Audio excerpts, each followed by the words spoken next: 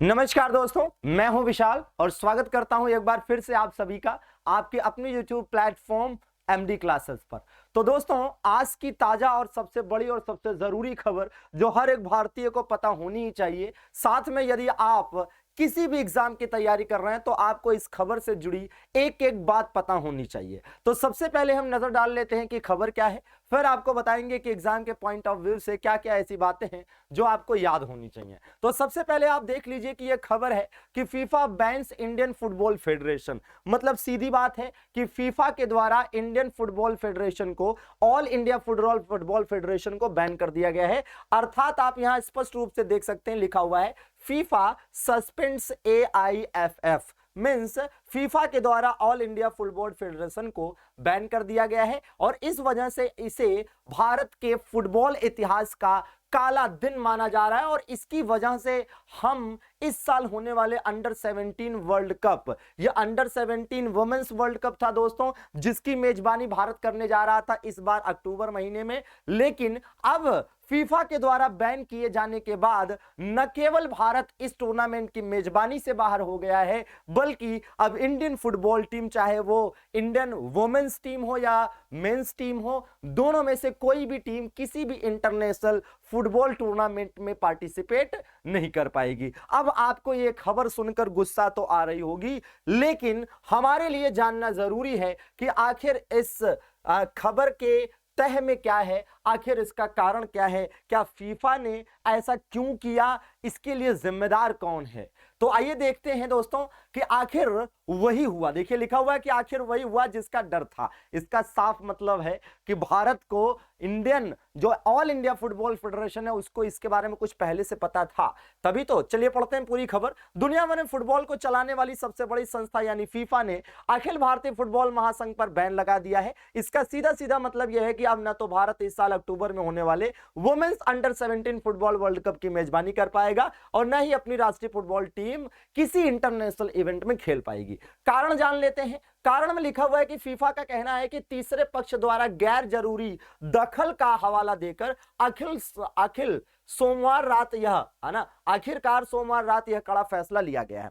अब देखिए इसकी तह में मामला क्या है, तो आप देखिएगा यहां पे लिखा हुआ है कि फीफा ने एक बयान में यह बात कही कि निलंबन तभी हटेगा, मतलब निलंबन हट सकता है, ठीक है। निलंबन कब हटेगा उसी से पता चल जाएगा कि निलंबन हुआ क्यों है। तो देखिए यहां पे लिखा है कि तभी हटेगा जब ऑल इंडियन फुटबॉल फेडरेशन यानी AIFF यानी अखिल भारतीय फुटबॉल महासंघ अपनी कार्यकारी समिति की घोषणा नहीं कर देता। दरअसल सुप्रीम कोर्ट के दखल के बाद देश में फुटबॉल का कामकाज प्रशासकों की समिति यानी COA देख रही है। फीफा भारत के खेल मंत्रालय से लगातार संपर्क में है और सकारात्मक नतीजे तक पहुंचने की उम्मीद तो है। देखिए मामला, विवाद जो शुरू हुआ वो चुनाव से शुरू हुआ था सारा विवाद। तो मामला यह था कि सुप्रीम कोर्ट की ओर से नियुक्त प्रशासकों की समिति ने चुनाव प्रक्रिया शुरू कर दी है। 28 अगस्त को चुनाव होने हैं। जी हां दोस्तों, इसी महीने 28 तारीख को चुनाव होने हैं। मगर सारे विवाद की जड़ में ऑल इंडिया फुटबॉल फेडरेशन के पूर्व अध्यक्ष और कांग्रेस नेता प्रफुल्ल पटेल, जी हां, तो सारे विवाद की जड़ में कौन है? प्रफुल्ल पटेल हैं। और मामला क्या है कि प्रफुल्ल पटेल 2009 में अध्यक्ष बनाए गए थे AIFF के, जी हां दोस्तों, और 2022 में जब तक सुप्रीम कोर्ट ने इनको हटा नहीं दिया, है ना भैया, मतलब हद ही है कि जब तक हटा नहीं दिया तब तक ये हटे नहीं, जब तक हटा नहीं दिया तब तक वे अध्यक्ष बने रहे। भारत के स्पोर्ट्स कोड के अनुसार कोई भी व्यक्ति 3 बार से ज्यादा अध्यक्ष नहीं बना रह सकता। अब प्रफुल्ल पटेल राज्य संघों के साथ मिलकर चुनाव नहीं होने दे रहे हैं, है ना, मतलब हद है। मतलब ये अपने व्यक्तिगत स्वार्थ के लिए यह आदमी पूरे भारत के फुटबॉल प्रेमियों, फुटबॉल खेलने वाले खिलाड़ियों के भविष्य के साथ खिलवाड़ कर रहा है। ऐसे ऐसे लोग पड़े हैं अपने देश में, क्या ही कहा जाए। तो खैर सुनील छेत्री की तरफ से भी एक बयान आया है कि भाई इन सब चीजों पर जो खिलाड़ी हैं वो ध्यान ना दें, क्योंकि उनकी नियंत्रण से, उनकी पहुंच से ये सब चीजें बाहर हैं। ये सब चीजें AIFF को और भारत सरकार को करने दिया जाए, वो अपने खेल पर ध्यान दें। अब दोस्तों आपके लिए जो जरूरी बात है, जो याद रखना चाहिए आपके एग्जाम के पॉइंट ऑफ व्यू से, वो क्या क्या याद करना चाहिए। तो सबसे जरूरी बात याद होनी चाहिए कि फीफा क्या है। तो याद रखेंगे कि फीफा एक अंतरराष्ट्रीय संस्था है, फुटबॉल की दुनिया में सबसे बड़ी संस्था है, जिसकी स्थापना वर्ष 1904 में हुई थी। इसका हेड ऑफिस स्विट्जरलैंड के ज्यूरिख में है। कहां पर? स्विट्जरलैंड के ज्यूरिख में है। हालांकि स्विट्जरलैंड की राजधानी बर्न है और कई सारी संस्थाओं का हेड ऑफिस जिनेवा में है, बट याद रखेंगे कि फीफा का हेड ऑफिस कहां पर है? ज्यूरिख में है। 1904 में इसकी स्थापना हुई और इसके इस समय प्रेसिडेंट कौन है भैया? तो इस समय आप इनके प्रेसिडेंट देखेंगे तो गियानी इनफेन्टिनो है। जी हां दोस्तों।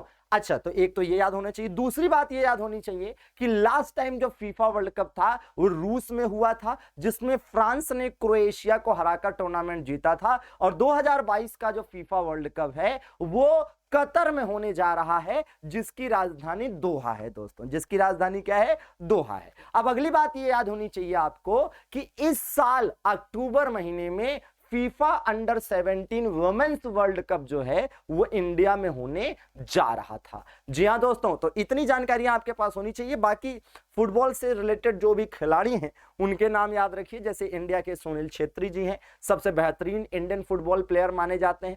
इसके अलावा जो वर्ल्ड लेवल पर कुछ फुटबॉल प्लेयर्स हैं उनके नाम भी याद रखिए, क्योंकि कई बार आपके एग्जाम में ऐसे क्वेश्चन आते हैं कि निम्नलिखित में से कौन से प्लेयर का संबंध फुटबॉल से है या नहीं है, या कौन से फुटबॉल प्लेयर का संबंध किस देश से है। ठीक है, तो इन चीजों को आप थोड़ा सा याद रखने का प्रयास करेंगे मित्रों। ठीक है, तो आशा करते हैं कि ये न्यूज भी आप याद रखेंगे और चीजों को भी याद रखेंगे, और इस न्यूज से जुड़ी हुई जो भी चीजें अपडेट आती हैं मैं वो आपको देने का प्रयास करूंगा। आप भी खबर पर नजर बनाए रखिए, क्योंकि ये आपके एग्जाम के पॉइंट ऑफ व्यू से भी कई सारी चीजें महत्वपूर्ण हो जाती हैं। तो कैसी लगी आपको जानकारी कमेंट करके जरूर बताइएगा। चैनल को सब्सक्राइब भी कर लीजिएगा, इसी प्रकार से बेहतरीन जानकारियां आपके लिए आती रहेंगी। बहुत बहुत शुक्रिया सुनने के लिए, धन्यवाद, थैंक यू वेरी मच।